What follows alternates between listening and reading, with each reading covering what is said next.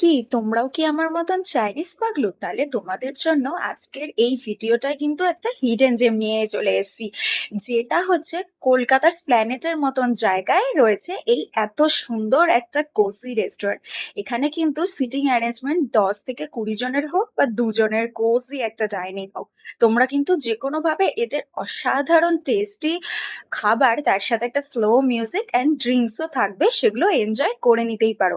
আচ্ছা, তোমরা যদি জানতে চাও যে এটা ঠিক কোন জায়গায় আর কত কি প্রাইস ছিল আর কি কি আমি খেয়েছিলাম, তাহলে চটজলদি লেট না করে আমার চ্যানেলের ফুল ব্লগটা দেখে নাও।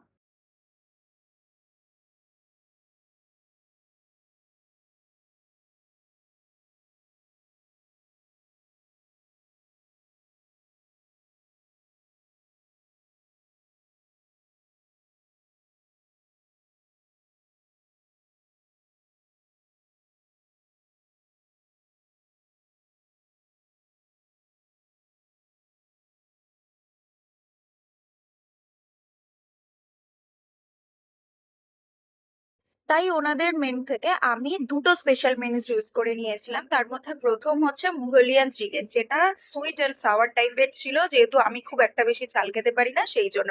আর এনাদের কিন্তু একটা ডিশ অর্ডার করলে দুজনের জন্য যথেষ্ট পরিমাণেই থাকে। তো আমার টেস্ট যথেষ্ট ভালো লেগেছে, হালকা একটা স্মোকি ফ্লেভারও না এটার মধ্যে আসছিল।